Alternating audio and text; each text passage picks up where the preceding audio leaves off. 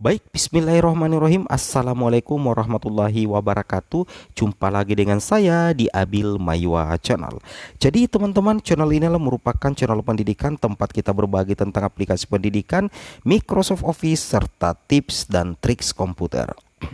Jadi pada video kali ini Bapak Ibu ya, kembali lagi admin akan mengupdate ya informasi terbaru terkait baru saja info penting P3K 2022, skema mengisi kuota formasi pelamar prioritas 1 P3K menggunakan nilai terbaik ya.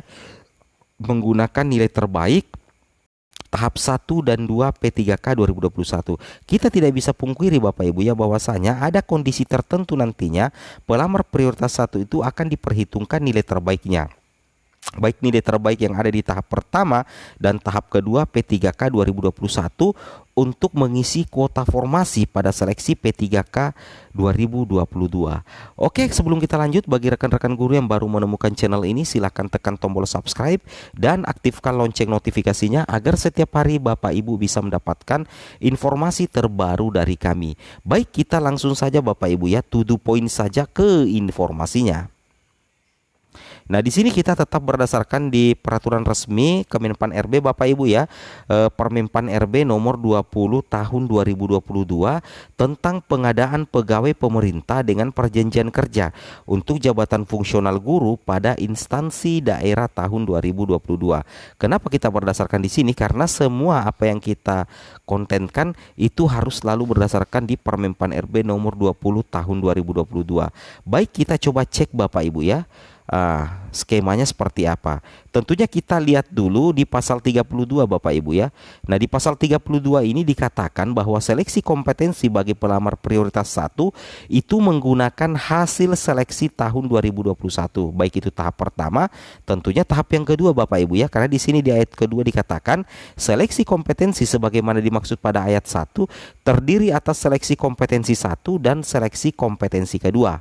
Nah, jadi itu ya. Jadi tahap 1 dan tahap 2 itu diperhitungkan nilainya. Di poin ketiga ini yang paling penting Bapak Ibu ya. Di poin ketiga ini yang paling penting.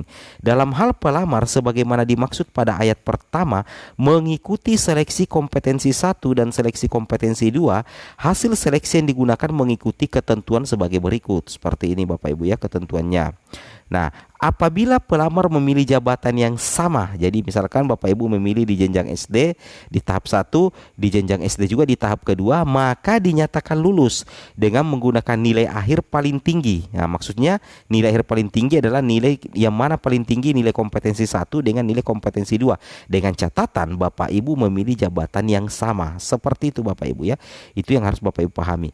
Kemudian apabila pelamar memilih jabatan yang berbeda, misalkan tahap 1 jenjang SMP misalkan, tahap 2 pilih jenjang SD.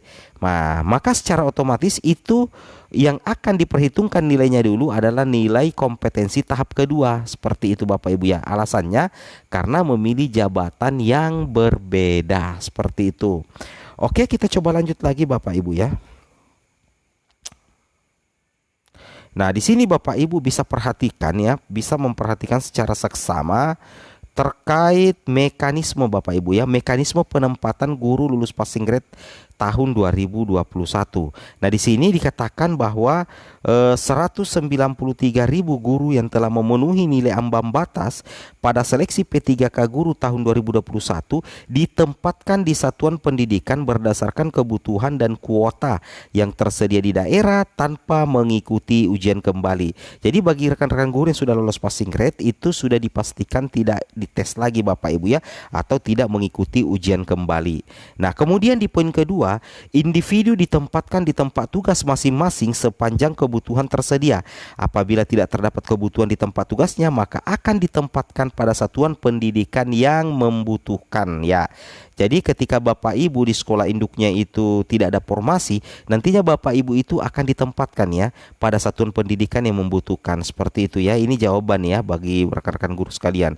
Kemudian ini yang paling penting ya, di poin 34, prioritas penempatan dilakukan berdasarkan urutan kategori.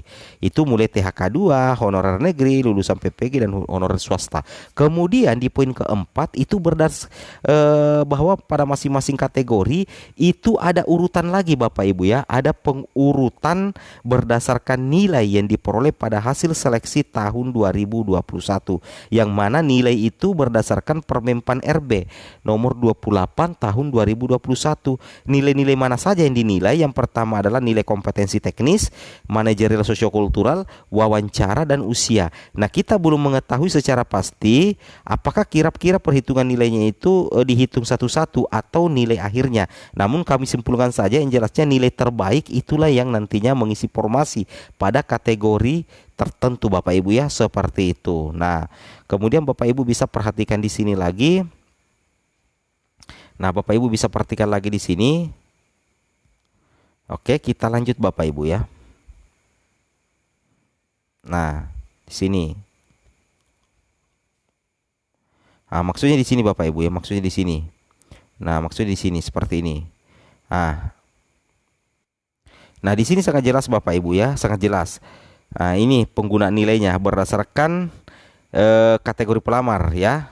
Nilai pada saat lulus passing grade, teknis, manajer sosial kultural, dan wawancara. Berarti di sini juga ada pengabdian ya, berarti terhitung juga afirmasinya.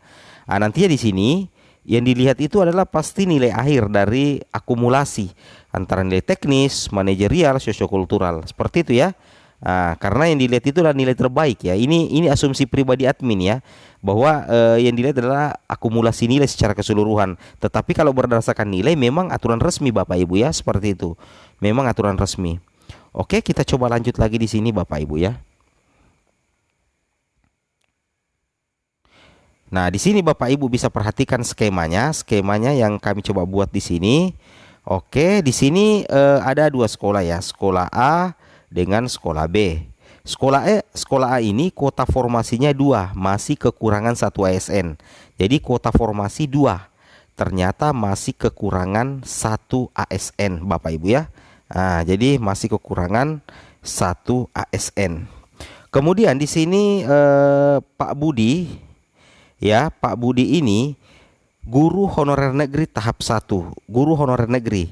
Ya, nilai tahap satunya 531, tahap kedua 541. Catatannya adalah memilih jabatan yang sama ya, memilih jabatan yang sama seperti itu ya.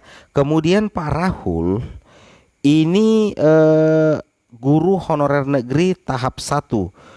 Nilai tahap guru honorer negeri nilai tahap satunya 601, nilai tahap 2-nya 540, tetapi memilih jabatan yang berbeda Bapak Ibu ya.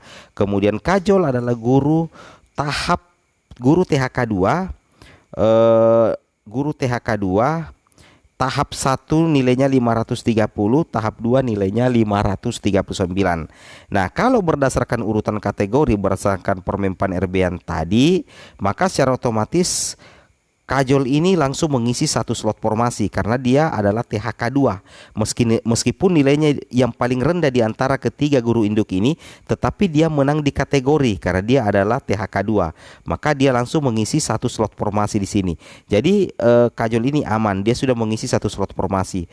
Jadi menyisakan 1 formasi lagi ya. Menyisakan 1 formasi lagi. Nah, di sini Pak Budi ya, jadi sorry ya di sini Bapak Ibu ya, sorry di sini bukan kekurangan ASN ya. Jadi seperti ini saya hapus ini. Misalkan di sini Pak Budi guru negeri, nilai tahap satunya 531. Nilai tahap keduanya 541, memilih jabatan yang sama. Sedangkan Pak Rahul guru negeri tahap 1, nilai tahap satunya 601, nilai tahap 2-nya 540, memilih jabatan yang berbeda. Berdasarkan aturan Permenpan RB bahwasanya Bapak Ibu ya, kalau memilih jabatan yang sama maka nilai yang diperhitungkan adalah nilai terbaik antara tahap 1 atau tahap 2. Kalau memilih jabatan yang berbeda berarti yang dihitung dulu adalah nilai tahap yang kedua, seperti itu ya. Nah, kalau berdasarkan nilai tahap kedua jelas ya, jelas bahwa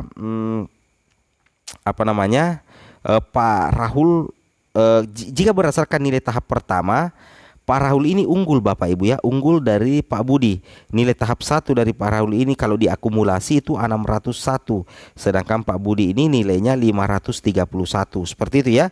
Apakah Pak Rahul yang akan mengisi satu slot formasi lainnya? Belum tentu. Karena dia memilih jabatan yang sama, maka secara otomatis Pak Rahul nilai tahap pertamanya ini tidak dihitung dulu. Yang dihitung adalah nilai tahap kedua, yaitu 540.